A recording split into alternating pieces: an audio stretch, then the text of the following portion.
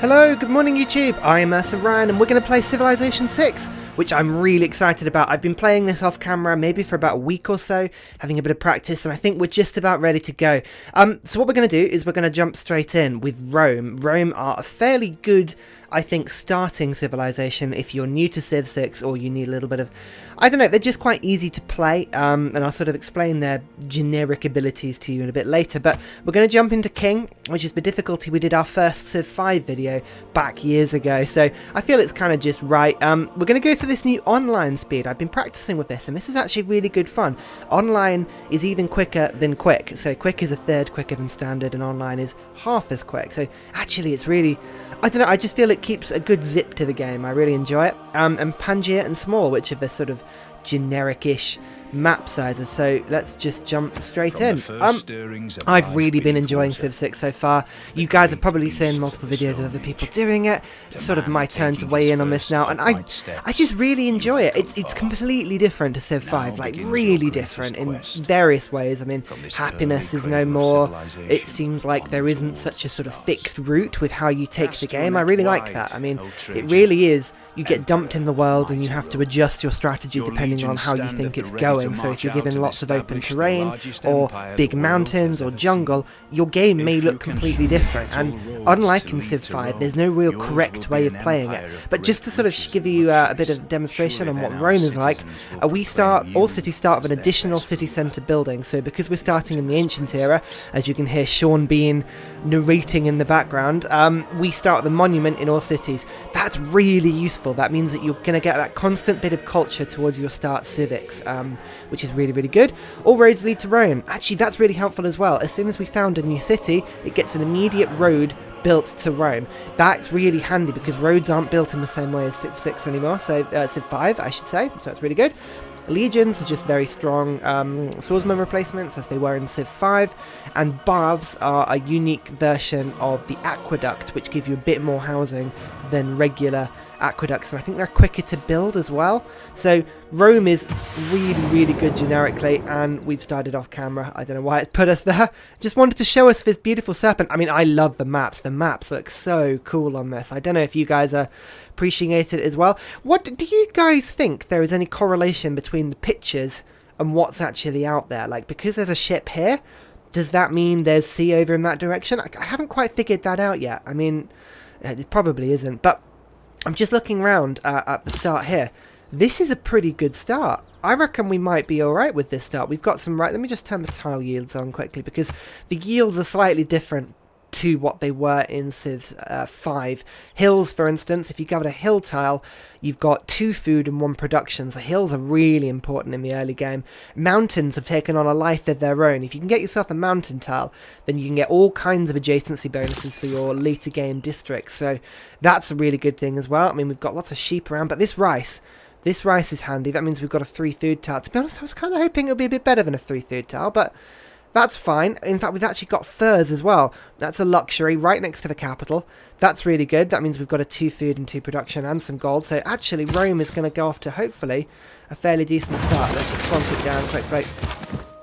I mean, I don't think there's as much argument to be moving your city around on turn 1 as there were in Civ 6. I mean, there is if you've got a specific thing in mind, but I like the fact that with this game, you can kind of just make it up as you go along, really. Like, there's no fixed way of doing it. You kind of just have to adapt to what's given to you. We've got dyes, actually, that's good. Incense, furs. So actually, we've got 3 different amenities in the area, which is really good because amenities are one of the 2 things that limit growth on cities, amenities and housing, but we'll go into that a little bit later.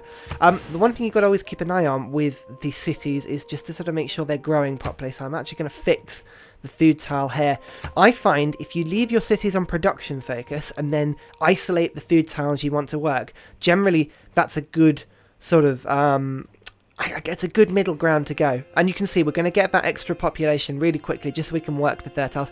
I like working the food tile as the first thing I do. It just seems like a good sort of choice. Now, a lot of people build a scout first to be exploring the map. The one thing I've noticed about Civ 6 is that barbarians are utter bastards. They really are turds. And they will kill everything around you. And scouts, bless them, only have a melee strength of 10. They really do get wrecked very quickly, especially once you get past maybe turn 40.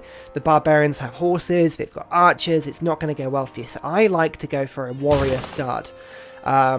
I like having the extra warrior around. Yes, he's not as maneuverable, but he sees just as much, and quite honestly, he won't die. So when I'm thinking of expanding Rome a little bit later, I think that'll work quite nicely. We're going to jump to Code of Laws pretty quickly, which will let me get my first civics, but in the meantime, we have to pick a starting tech: animal husbandry, astrology, mining, pottery, and sailing. Now, I love the new boosting mechanism. The sort of... So, for instance, if I find a natural wonder, I'm going to unlock half of astrology. If I find a city on a coast, I'm going to unlock half of sailing. I really like that. That's a really nice touch. And it really does help you to specifically work with the game that's given to you. How are we going to play this game? I want to just sort of have a generic game. We might try a little bit of war out. I mean, it's going to be king difficulty, right? It's not going to be the hardest of games in the world. So we might do a bit of military conquest with Rome and sort of aggressive expansioning. But religions are really good, and getting a religion early game is a really handy thing to do. So building that holy site is quite a good thing, especially as we've got mountains nearby. I mean, we could put it on that incense tile, but to be honest, I don't want to get rid of the incense, so just a 1 adjacency bonus would have to do, but I don't think getting a holy site would be the worst thing in the world. So let's jump straight in for astrology. I don't think, can we... Oh yeah, you can get camps with animal husbandry. That's changed, isn't it? We're not likely to get a builder, though, in that time, so I'm happy to go for astrology first. If we can find a natural wonder, brilliant, perfect. We can rush it, but to be honest, these early techs, they don't matter too much. It's all fine.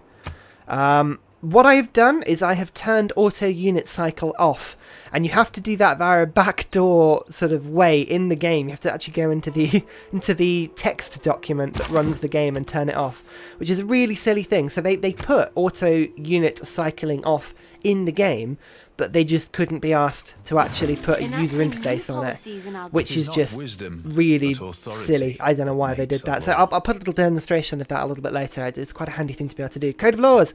There we go. So we could unlock our first civic. So we start as a chieftain, and I really like this new type of, the way the game works with this. I mean, you can change your government as you go along, all the way from chiefdoms to fascist states. I really love that. That's a really nice touch. But for now, we are a chieftain, so we can bring 1 military policy and 1 economic policy. So double experience for recon units. I've already said we're not going to be using those. We're going to use warriors. So 5 units strength when fighting barbarians is very handy. Production in cities or faith and gold in cities. Faith, definitely. I love the God King policy because it means you get your faith quickly, and once you've got, I think it's 12 faith, you get a pantheon. Pantheons are completely separate to religions in this game. I really like that touch. Everyone gets a pantheon. There's no, one person's got a pantheon, which means pantheons are harder to get for everyone else. That's not a thing anymore. I love that change. So we'll go for God King. We'll get our 12 faith nice and quickly, and then we go from there. So we can either go for craftsmanship, which gives us production towards builders, or extra melee and ranged units, or we can go for foreign trade, which lets us get extra trade routes, to actually create trade routes, and be able to get naval units and all that sort of thing. Craftsmanship for me is the best one. We need builders and we need melee and ranged units as quickly as possible, but really we want to be sort of beelining towards political philosophy. As soon as we can get one of these, we're going to be in a much better state. I mean, we'll probably end up going autocracy or oligarchy, probably, but I don't know. We'll see what happens. I mean, there's no fixed way to play this game, as we've said many times, and you will hear me say on multiple occasions. We don't want to venture too far from Rome, but I would like to see the surrounding area because, oh god, barbarian scout, ugh. We would like to see the surrounding area in the sense that I'm going to be trying to expand as much as possible, really seeing as much of the map as possible. We've got 6 players. I think, going wide, this game actually encourages you to go wide compared to previous Civ games, which I really like. That's a really nice touch. We've got, a little tribal hut down here, so I didn't even notice. I heard the noise and didn't sort of flag it up. So these tribal villages, why do they change the name of them every game? I mean, Ancient Ruins was fine, but nope, tribal villages this time. I guess it makes sense. Your progress towards mysticism has advanced considerably. Ooh. really now. Mysticism is down here. So here we go. We were going to get this one anyway because we were going to found a pantheon. So that's a little bit of the problem. Never mind. Never mind. So Rome has its extra warrior. That's great. So the next thing I'm going to do is get a builder going because we need to improve some of these things. The rice, for instance, the furs, all of these can be improved. And we're going to get astrology in 2 turns, which means we're going to be able to get the tech to improve it fairly quickly and fairly soon. This barbarian scout. I have a theory, right, that these scouts, the barbarians will scout you out, and as soon as one of these scout units has seen you, you're going to get absolutely nuked by barbarians. And I don't know if that's a real thing. It could be. Who knows? Right, you can see Rome is now focusing on this production tile because I've got it on production focus. So we're working with 2 food tiles for now. Do I want to work this hill just to keep Rome growing at this point, or do we really care about getting this warrior going when we've got 8 a builder? Sorry, getting the builder up is pretty quick, so I'm going to leave it as it is for now. That's fine. I don't think that's a bad thing. Barbarian encampment. Unfortunately, the barbarians start as spearmen, which are stronger than our warriors, so we can't just dive into those barbarian camps immediately, which is a little bit of a shame, but never mind. I'm sure we'll make do. Oh, hello. Who's that? That was a maroon colour. That can only be England, right? I don't believe in astrology. Oh, we've got astrology. Good. That's got to have been England. We are, yes, by it the is. grace of God, Victoria, Queen of the United Kingdom of Great Britain and Ireland, and soon, dare I say, the Empire. I do like Victoria. She is a really good.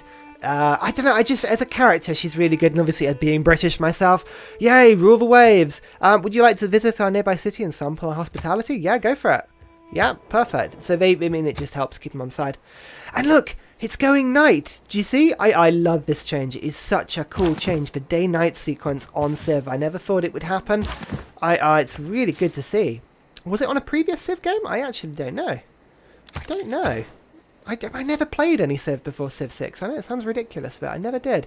Animal husbandry. We're going to get our builder pretty quickly. So let's get animal husbandry because that will let us unlock the camp on the furs, just because we're working that tile anyway.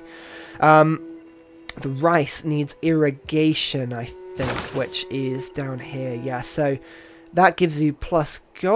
Actually, is that on rice? Or is allows harvesting of wheat and rice. And if that's pottery... Ah, right. I'm still learning this as I go along. Sorry, I'm okay at this game. I'm not too bad, but I will be learning as we go along. So I apologise just in advance for my noobish comments and whatnot. I think we should beeline for... Let's go for irrigation. No, let's go for pottery. Sorry, get that granary going. Get the rice going, because that'll give us a little bit of extra food, and then Rome can grow itself nice and quickly. Because you know when you're building settlers on this game, there we go. Yes, you're very welcome to send a delegation. When you build a settler in the Civ 6, you don't stop growing. A city doesn't stop growing, which is a really nice touch. You do lose a citizen, so pros and cons. I want to switch to production towards builders as soon as possible. That is a really good thing, but I'd want to keep it on God King until I've got a pantheon. That's important. Agogi?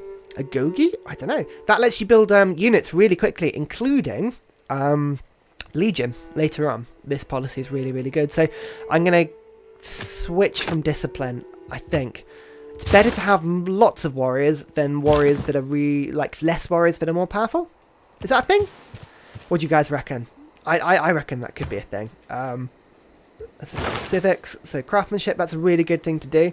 As I say, we want to be going towards political philosophy as quick as possible. So state workforce, build any district. I reckon I could do that fairly quickly, actually. However, discovering a second continent is unlikely to happen as quickly. So what I'm going to do... Yeah, I've got to do all of these to get political philosophy. So let's go for foreign trade for now. Hopefully I'll get the boost of state workforce by building a district, and we can go from there. In fact, actually, Rome can do this now. So a holy site... I want to put it, and you can see here the adjacency bonuses start to get quite important. So, which tiles am I going to be wanting? Actually, a holy site here would be better. I don't want to stick it on a hill, because I quite like to use that hill a little bit later. This will cost me 40 gold, but it's a good tile. It's next to a mountain, so it'll give me 1 extra faith. And just to sort of, let's step back a little bit. Holy sites, these are districts, and districts replace whatever is on a tile that you build them on. Essentially what this will do is it'll give me faith per turn. Actually, no, I don't think the holy site itself does anything. It's just a tile improvement, and it lets me build things like shrines and whatnot in the holy site. What it will do is it will give me faith per turn if I have an adjacency bonus, and +1 faith for mountain tile is a thing. +1 faith for every two adjacent woods tiles, and there is also a 1 for adjacent districts, and the city centre counts as a district as well, so that's quite a cool thing. You've got to keep an eye out, like what am I going to be doing in future, where am I going to be building my districts, but at this point it's so early in the game, it's very difficult to tell where I'm going to be building stuff. I mean, I could build stuff here. I'm just thinking, what districts do I want? Maybe a commercial centre later to get myself trade routes, and that has to be next to water, which is here. So I think this is good. This is a good place to do it. So let's build the Holy Site district. That's 5 turns away. We'll get foreign trade. We'll boost up. In fact, actually, do I want to go straight for state workforce? I don't think it gets me anything particularly that I need. No, not for now. So, okay, well, we'll do it in the order we're doing it for now.